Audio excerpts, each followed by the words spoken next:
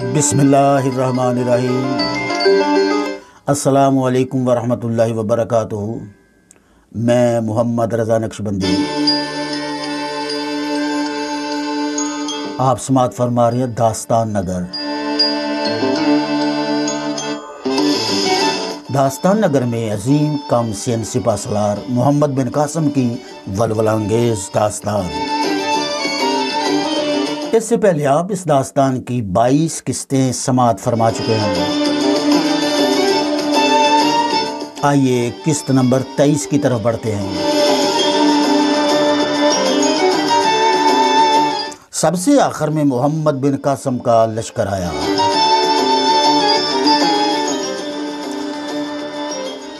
اس کے لشکر کو دیکھتے ہی تمام مسلمانوں نے اللہ اکبر کا پرزور نعرہ لگایا۔ اب محمد اسلم اور نبھانہ نے کاکا سے کہا، سپہ سالار تشریف لے آئے، اب چلیے۔ کاکا کو مسلمانوں کی ہر بات سے حیرت ہو رہی تھی۔ اس نے دیکھا کہ اسلامی لشکر کا نظام نہایت اچھا ہے، گفتگو نہایت نرم اور شیریں ہے، اخلاق بہت ہی اچھا ہے۔ وہ اپنے ساتھیوں کے ہمراہ ان دونوں کے ساتھ چلا۔ جب محمد بن قاسم کے لشکر کے قریب پہنچے تو انہوں نے دیکھا کہ کامسین لڑکا عربی لباس پہنے، اسلامی جھنڈا ہاتھ میں لیے، نہایت اطمینان سے، شان سے، شوکت سے گھوڑے پر سوار ہے۔ کاکا اور اس کے ساتھیوں نے سمجھ لیا کہ فاتح اعظم محمد بن قاسم ہے، جس نے سندھ میں داخل ہو کر کئی قلعے فتح کر لیے ہیں اور جس کی بہادری کی ڈھاک ہر طرف بیٹھ گئی ہے۔ اسے محمد بن قاسم پر رشک آیا۔ چھوٹی سی عمر میں وہ اپنے ملک سے دور غیروں کے ملک میں لڑنے کے لیے آیا تھا۔ محمد بن قاسم خوبصورت اور مضبوط القوا لڑکا تھا۔ اس کے حلیے سے شاندار رعب ظاہر ہوتا تھا۔ محمد اسلم اور نبھانہ دونوں نے اس کے قریب جا کر سلام کیا۔ اس نے سلام کا جواب دیتے ہوئے مسکرا کر کہا، کس بات نے تم کو رک جانے پر مجبور کیا ہے؟ محمد اسلم نے کاکا کی طرف اشارہ کرتے ہوئے کہا، آپ سیسم کے راجہ ہیں اور مصالحت کے ارادہ سے آئے ہیں۔ فوراً محمد بن قاسم کاکا کی طرف بڑھے۔ کاکا ان کی طرف بڑھا۔ اس کا دل کچھ مسرت، کچھ حیرت اور کچھ رعب سے دھڑکنے لگا۔ جو ہی محمد بن قاسم اس کے قریب آیا، بے اختیار کاکا نے اسے سلام کیا۔ محمد بن قاسم نے اس کے سلام کا جواب دے کر کہا، خوش آمدید سیسم کے راجہ۔ کاکا اب تک اس کے چہرے کی طرف دیکھ رہا تھا۔ اس نے کہا، میں آپ سے مل کر بہت خوش ہوا۔ محمد بن قاسم کہنے لگا، مجھے بھی آپ سے مل کر بڑی مسرت ہوئی ہے۔ معاف کیجئے، میں سفر کر رہا تھا اور اس لیے آپ کی مدارات آپ کی شان کے مطابق نہیں کر سکتا۔ اچھا، تھوڑی دیر ہمیں قیام کرنا چاہیے۔ یہ کہتے ہی وہ گھوڑے سے نیچے اتر پڑا اور اس کے اترتے ہی تمام سردار، سارے سوار گھوڑوں سے نیچے کھڑے ہو گئے۔ محمد اسلم نے جلدی سے 2-3 زین پوش بچھا دیے۔ اس عرصہ میں کاکا اور اس کے ساتھ والے گھوڑوں سے نیچے اتر آئے۔ محمد بن قاسم نے کہا، اگرچہ یہ زین پوش آپ کے بیٹھنے کے قابل نہیں ہے کہ آپ زر نگاروں ریشمی مسندوں پر بیٹھنے والے ہیں، مگر ہم مسلمانوں کے پاس بجز ان زین پوشوں اور کمبلوں کے اور کوئی چیز بیٹھنے کے لیے نہیں ہوتی، اس لیے اگر آپ مناسب سمجھیں تو آئیے بیٹھیے۔ کاکا برابر اس کے چہرے کی طرف ٹک ٹکی باندھ کر دیکھ رہا تھا۔ جب محمد بن قاسم باتیں کرتا تھا تو اس کے منہ سے یوں لگتا تھا جیسے پھول جھڑ رہے ہیں۔ ملائمت برا، محبت برا لہجہ۔ اس نے کہا، اے فاتح سندھ، آپ جس جگہ بیٹھ جائیں گے میرے لیے وہی عزت کا مقام ہے۔ یہ کہہ کر وہ ایک زین پر بیٹھ گیا اور اس کے قریب ہی محمد بن قاسم بھی بیٹھ گیا۔ محمد بن قاسم نے کہا، آپ بجہرہ کو پناہ دے رہے ہیں، یہ اچھا نہیں ہے۔ میرا ارادہ الور پر لشکر کشی کا تھا، لیکن اس خیال سے کہ بجہرہ آپ کو ورگلا کر پھر بھیرج پر نہ چڑھا لائے، اس لیے مجھے پہلے اسی طرف ہی آنا پڑا ہے۔ کاکا کہنے لگا، میں شرمندہ ہوں جناب کہ میں نے آپ کے دشمن کو پناہ دی، لیکن جب کوئی شخص میرے پاس پناہ مانگنے آئے تو بتائیے میرا کیا فرض بنتا ہے؟ محمد بن قاسم نے جواب دیا، یہ کہ آپ اسے پناہ دے دیں۔ تو کاکا نے جواب دیا، جناب اسی لیے مجھے اسے پناہ دینا پڑی ہے۔ محمد بن قاسم نے کہا، اچھا اب آپ کس ارادے سے ہمارے پاس آئیں؟ کاکا نے جواب دیا، جناب صلح کے ارادے سے۔ محمد بن قاسم نہایت یہ مبارک ارادہ ہے، میں بھی خون ریزی کو پسند نہیں کرتا، میں نے اسی لیے داہر کو سمجھانے کے لیے سفیر بھیجے، مگر وہ صلح پر آمادہ نہ ہوا۔ اگر وہ ان تمام مسلمانوں کو رہا کر دیتا جنہیں اس نے اسیر کر لیا تھا تو یہ جنگ کبھی نہ ہوتی۔ کاکا کہنے لگا، مگر وہ ایسا کرتے ہی کیوں؟ جب کسی ملک یا کسی قوم کے برے دن آتے ہیں تو عقل ماری جاتی ہے۔ صاحب، ہماری پرانی کتابوں میں لکھا ہے کہ سندھ کو مسلمان فتح کر لیں گے۔ ہم سب اس بات کو بخوبی جانتے ہیں، مگر ہماری عقلوں پر پردے پڑ گئے ہیں۔ باوجود سب کچھ سمجھنے کے پھر صلح کی طرف نہیں جھکتے اور لڑ کر اپنے ملک کو ہی ویران اور اپنی قوم کو قتل کروا رہے ہیں۔ محمد بن قاسم نے کہا، کاش آپ کے خیالات راجہ دہر جیسے ہوتے، اور کاش راجہ دہر ان باتوں کو اچھی طرح سمجھتا۔ آپ کے خیالات اچھے ہیں، راجہ دہر کے ایسے خیالات نہیں ہیں۔ کاکا کہنے لگا، پھر مسلمانوں کا سندھ پر قبضہ کیسے ہوتا؟ محمد بن قاسم نے جواب دیا، ٹھیک کہتے ہو، اچھا کن شرائط پر آپ صلح کرنا چاہتے ہیں؟ کاکا بولا، جن شرائط پر جناب پسند کریں۔ محمد بن قاسم نے کہا، میں سوائے اس شرط کے کہ آپ بجہرہ کو اپنے ملک سے نکال دیں اور کوئی بھی شرط اپنی طرف سے نہیں رکھنا چاہتا۔ کاکا نے عرض کی، لیکن اگر اب بجہرہ بھی آپ سے صلح کر لے تو؟ محمد بن قاسم نے جواب دیا، تب کوئی شرط باقی نہیں رہے گی۔ کاکا کہنے لگا، گویا آپ اس سے بھی صلح کر لیں گے؟ محمد بن قاسم نے کہا، ہاں کر لوں گا، اگرچہ میں خوب جانتا ہوں کہ وہ داہر کا بھتیجا ہے، جو خوب داہر کی ہے وہی اس کی، لیکن اس پر بھی میں اس سے مصالحت کر لوں گا۔ کاکا نے کہا، حقیقت یہ ہے کہ آپ بہت زیادہ نیک طینت اور رحم دل ہیں۔ محمد بن قاسم نے کہا، اگرچہ دربار خلافت سے ہدایات آ رہی ہیں کہ میں صلح کی طرف نہ جھکوں، مگر میں صلح کو لڑائی سے اچھا اور مناسب سمجھتا ہوں۔ کاکا، تعجب ہے کہ آپ اس چھوٹی سی عمر میں نہایت بہادر، بے خوف، مدبر، خلیق صلح جو واقع ہوئے۔ محمد بن قاسم کہنے لگا، یہ تو میرے اللہ کی عنایت ہے، ورنہ میں کیا ہوں، میں تو ایک ادنا اور کمزور سا بندہ ہوں۔ کاکا کہنے لگا، اچھا تو مجھے کس قدر تاوان جنگ ادا کرنا پڑے گا؟ محمد بن قاسم نے جواب دیا، کسی قدر بھی نہیں، جب میں آپ سے بلا شرط کے صلح کر رہا ہوں تو پھر تاوان جنگ کیسا؟ کاکا اور اس کے ساتھ والے یہ بات سن کر کمال مسرور ہوئے۔ کاکا نے اٹھتے ہوئے کہا، اچھا تو چلیے میں آپ کا سیسم پر قبضہ کرا دوں، پھر اس وقت تک آپ کے ساتھ رہوں کہ جب تک آپ الور فتح نہ کر لیں۔ محمد بن قاسم نے اٹھتے ہوئے کہا، میرا خدا آپ کو جزائے خیر دے۔ یہ سب گھوڑے پر سوار ہوئے اور تمام لشکر کے ساتھ سیسم کی طرف چل پڑے۔ چونکہ سیسم کچھ زیادہ فاصلے پر نہ تھا، اس لیے دوپہر کے وقت قلعہ کے سامنے پہنچ گئے۔ کاکا، محمد بن قاسم اور تمام اسلامی لشکر کے سرداروں کے ہمراہ قلعہ کی طرف بڑھا۔ اس نے دیکھا کہ قلعہ کا دروازہ بند کر دیا گیا ہے اور سپاہی فصیل پر تیر کمانے لیے تیروں کی بارش کرنے پر بالکل آمادہ ہیں۔ کاکا یہ کیفیت دیکھ کر حیران رہ گیا۔ اسے خیال ہوا کہ شاید لوگوں نے یہ سمجھ کر کہ مسلمانوں نے صلح سے انکار کر دیا اور دروازہ بند کر لیا ہے اور سپاہی خود بخود یا بجہرہ کے کہنے پر فصیل پر جا چڑھے ہیں، وہ اپنے چند آدمیوں کے ہمراہ فصیل کے نیچے جا کھڑا ہوا۔ اس نے اپنے سپہ سالار بہمن سے کہا، تم انہیں اطلاع دو کہ مسلمانوں سے صلح ہو گئی ہے اور قلعہ کا دروازہ کھول دیا جائے۔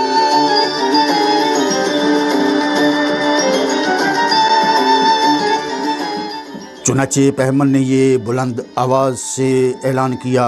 ایک سپاہی نے کہا، اگر کاکا نے صلح کر لی ہے تو اس کے اپنے واسطے ہوگی، ہم ہرگز قلعہ کا دروازہ نہ کھولیں گے اور اس وقت تک مسلمانوں سے لڑیں گے جب تک کہ انہیں شکست دے کر بھگا نہ دیں۔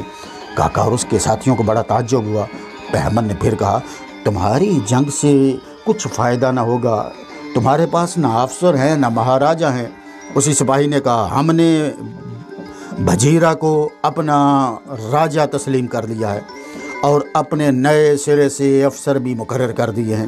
اب کاکا کی سمجھ میں آیا کہ عیار بجہرہ نے سیسم پر خود قبضہ کر لیا ہے۔ اسے اس بات پر بڑا غصہ آیا اور غضب آلود نگاہوں سے سپاہیوں کو دیکھتا رہ گیا۔ بجہرہ نیک نیت آدمی نہ تھا، وہ نہایت عیار اور بے حد چالاک تھا۔ اس کی حکومت چھن گئی تھی، بے خانمہ ہو گیا تھا۔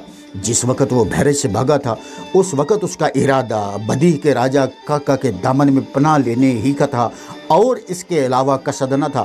چنانچہ وہ سیدھا سیسم میں پہنچا۔ کاکا نے اسے پناہ دی، اس کی خدمت مدارات کی اور اسے کسی قسم کی تکلیف نہ ہونے دی۔ جب بجہرا وہاں چند روز ٹھہرا تو اس کے دل میں خیال پیدا ہوا کہ یا تو کسی طرح کاکا کو مار کر اس کی حکومت چھین لے یا اسے مسلمانوں سے لڑنے پر آمادہ کر کے جنگ کرائے، کیونکہ جنگ کی صورت میں بھی اس کا مقصد حاصل ہو جاتا، کیونکہ اگر کاکا فتح یاب ہوتا اور مسلمانوں کو شکست ہو جاتی تب تو اسے اس کی سلطنت مل ہی جاتی، اور اگر کاکا کو حزمیت ہوتی وہ بھاگ کر سیسم کے قلعہ میں آ جاتا اور سلطنت کو حاصل کرنے کی صحیح کرتا۔ غرض یہ کہ اس کی عیارانہ خصلت نے اسے کاکا کے ساتھ دشمنی پر آمادہ کر دیا۔ حالانکہ اگر وہ انسان ہوتا تو سوچتا، سمجھتا، خیال کرتا کہ جس آدمی نے اسے اس وقت پناہ دی جبکہ زمین و آسمان اس پر تنگ ہو رہے تھے، کہیں اس کو جگہ نہیں مل رہی تھی کہ اسے پناہ ملے، تو وہ کبھی بھی کاکا کے ساتھ احسان فراموشی نہ کرتا، لیکن وہ خود غرض اور مکار آدمی تھا۔ وہ ان لوگوں میں سے تھا جو کسی کا احسان بھی نہیں مانتے اور اپنے محسنوں کے ساتھ ہر ممکن برائی کرنے پر تیار ہو جاتے ہیں۔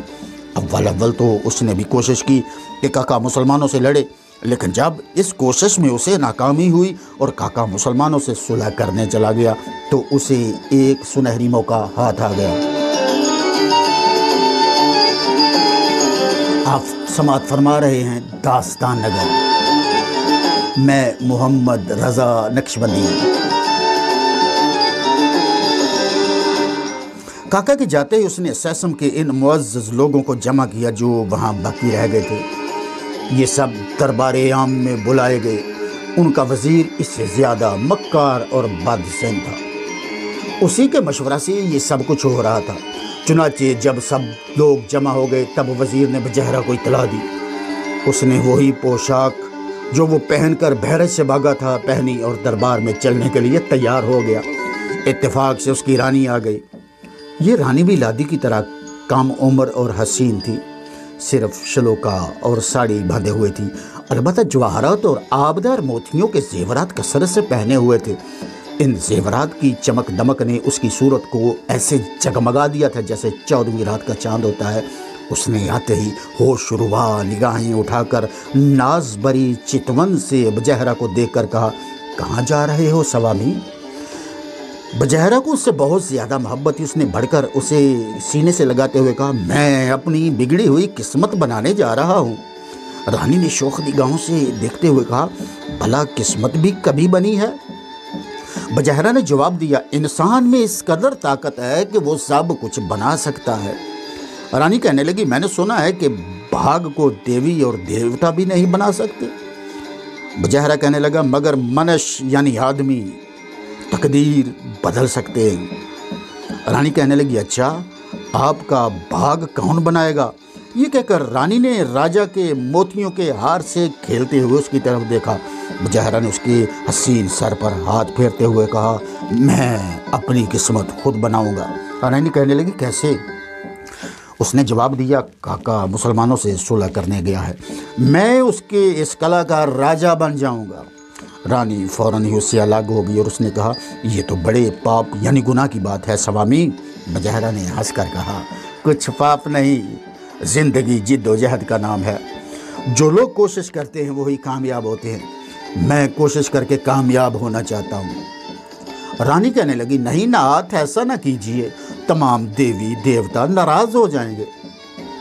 بجہرا کہنے لگا، سندیہ یعنی فکر نہ کرو، میں انہیں راضی کر لوں گا۔ ہماری حکومت چھین گئی ہے، کاکا یہ حکومت مسلمانوں کو دینا چاہتا ہے، پھر میں کیوں نہ اسے خود حاصل کر لوں۔ رانی کہنے لگی، اگر ہماری قسمت میں حکومت ہوتی تو وہ پہلی حکومت کیوں چھینی جاتی؟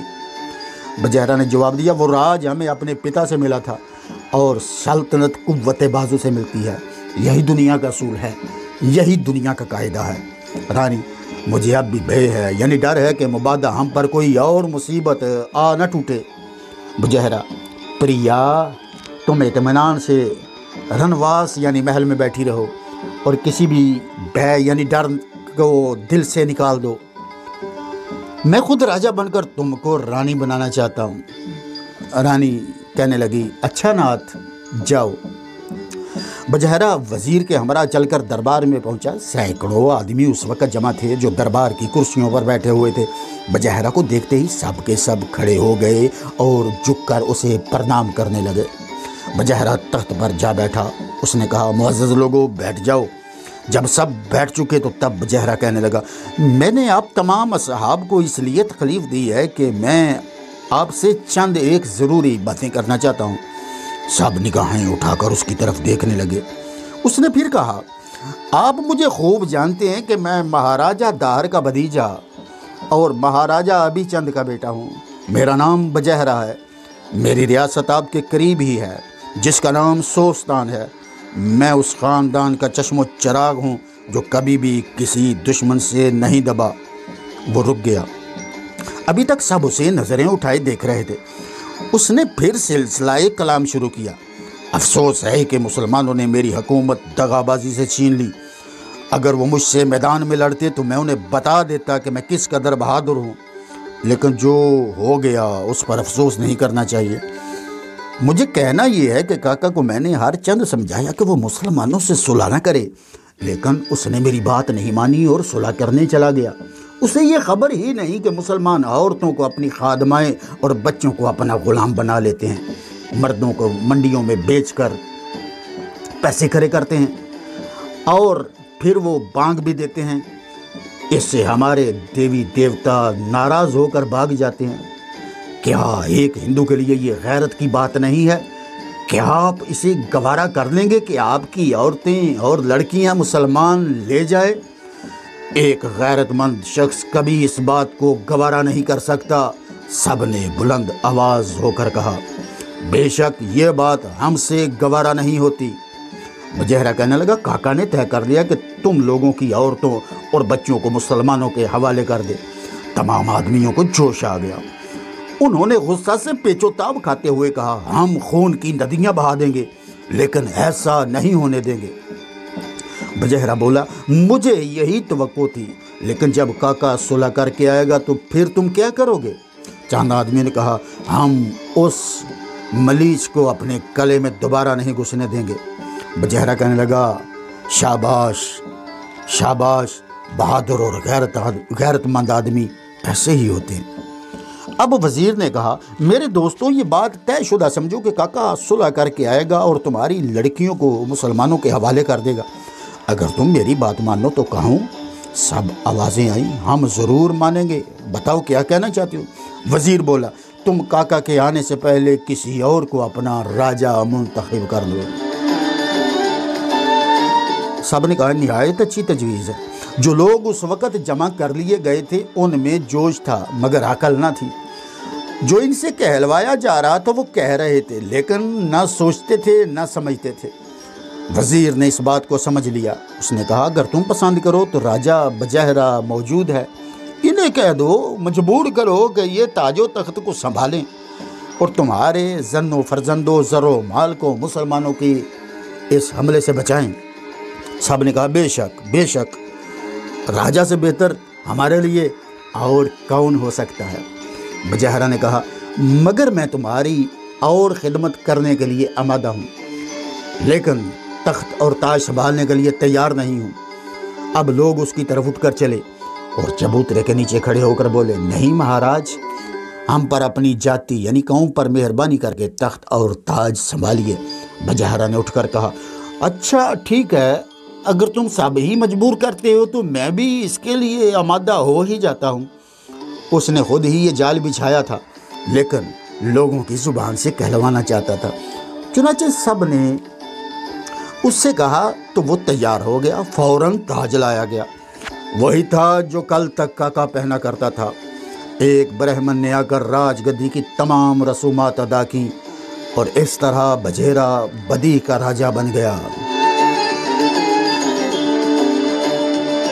अब इस काम से फरागत भी ना हुई थी कि काका इस्लामी लश्कर के साथ आ गया और इसकी वो गुफ्तगू जो सिपाहियों से हुई थी और जिसे आप समाअत फरमा चुके हैं, ये गुफ्तगू बजहरा तक पहुंची तो वो मजबूर होकर गजबनाक नज़रों से घूरने लगा।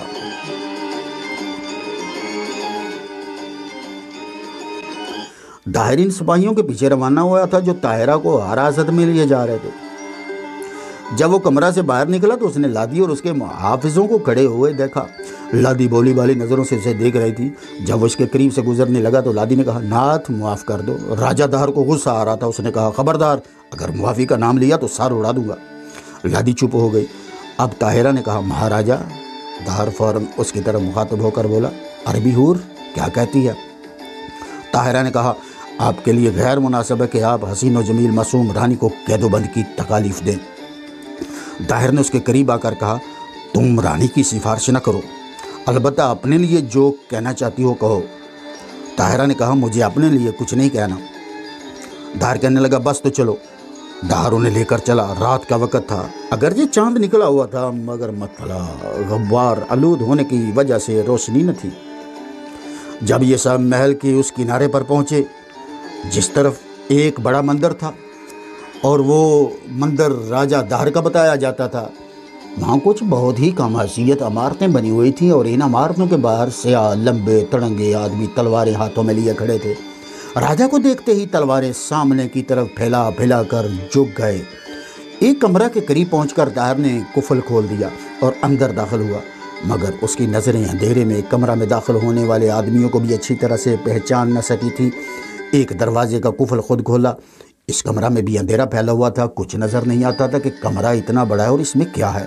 अब दाहर वापस आया और जो सिपाही रानी लादी को हिरासत में लिए कमरा में थे उन्हें अपने पीछे आने का इशारा किया और फिर कमरे में दाखिल हो गया। सिपाही लादी को लेकर बढ़े और राजा के पास पहुँचे। राजा ने लादी से कहा, बेवकूफ़ औरत, तुम्हारे रहने के लिए ये कमरा मुनासिब है और तुम यहाँ रहो। लादी उस कमरा की तारीकी देखकर डर गई। उसने कहा, नाथ मेहरबानी करो। दाहर ने गुस्सा से दांत पीसते हुए कहा, मेहरबानी ही की है कि तुम्हें जिंदा छोड़ रहा हूँ। शुक्र करो मैंने तुम्हारी गर्दन नहीं मारी। लादी, अच्छा मेरे लिए कुछ रोशनी तो मंगवा दीजिए, अंधेरे में मुझे डर मालूम होता है। दाहर ने कहा लगा कर कहा, रोशनी मंगवा दूँ? अगर तुम पति बरता यानी शोहर परस्त औरत हो तो ये अंधेरा तुम्हारे लिए रोशनी बन जाएगा। लादी उसे भोली सूरत बनाए मासूम निगाहों से देख रही थी। कमरा की मदम रोशनी में भी उसकी सूरत चमक रही थी। उसने फिर कहा, स्वामी ऐसे कठोर न बनो। राजा ने बिगड़ कर कहा, खामोश रह, अब अंदर जाती है, ये इन सिपाहियों को हुक्म दूँ कि तुझे अंदर धकेल दे। लादी के बुशरा से इत्मीनान की अलामतें ज़ाहिर हुई और उसने कहा, नहीं, मुझे कोई हाथ नहीं लगा सकता, मगर सुनिए, अगर मैं शोहर परस्त हूँ तो इस कमरा में कैद नहीं रहूँगी। दाहर कहने लगा, हाँ हाँ, कोई देवता तुम्हें आकर छुड़ा लेगा। लादी बोली, ज़रूर, लेकिन। दाहर कहने लगा, लेकिन क्या? लादी ने कहा, जिस बात को सुनकर आप खफा हो गई, मैं इसके मुतल्लिक़ कुछ कहना चाहती हूँ। दाहर बोला, क्या? लादी ने जवाब दिया, मैं मोहम्मद बिन कासिम के पास जाना चाहती हूँ। दाहर ने कहा, किस लिए? लादी ने जवाब दिया, इससे आपके और अपने लिए अमन की दरख्वास्त करने। दाहर कहने लगा, मगर इसकी ज़रूरत क्या है? दाहर बोला, मगर इसकी ज़रूरत क्या है? लादी कहती है, मेरा दिल कहता है, मुझे यकीन है कि एक दिन फतह उसी की होगी। दाहर ने हैरत से कहका लगाकर कहा, उसकी फतह होगी? लादी बोली, जी हाँ। दाहर कहने लगा, बेवकूफ़ रानी, उसका तो खात्मा तक हो चुका होगा। लादी बोली, किसने ये जुर्रत की होगी? दाहर कहने लगा, उन लोगों ने जिनके नाम मैंने उसके कत्ल के अहकामात जारी किए हैं। लादी बोली, मगर मुझे इसका यकीन नहीं है। दाहर कहने लगा, तुझे हो ना हो, मुझे है। मैं तेरे चरित्र खूब समझता हूँ। अब गुफ्तगू बंद कर और कमरा के अंदर चली जा। लादी दाहर के कदम चूमने के लिए आगे बढ़ी। दाहर पीछे हट गया। उसने बिगड़ कर कहा, खबरदार, मेरे पैरों को हाथ न लगाना। लादी को गुस्सा आ गया। वो तन कर खड़ी हो गई और उसने तेज़ नज़रों से दाहर को देखा। दाहर की आंखें झुक गई। लादी ने कुछ कहना चाहा, اس کے نازک انابی ہونٹ کھلے، موتیوں جیسے آبدار دانتوں کی لڑی نظر آئی، مگر فوراً ہی لب بند ہو گئے اور وہ تیزی سے اس کمرہ میں داخل ہو گئی جس میں چاروں طرف اندھیرا ہی اندھیرا پھیلا ہوا تھا۔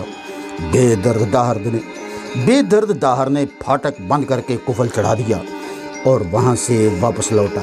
سپاہی بھی اس کے پیچھے ہی نکل آئے۔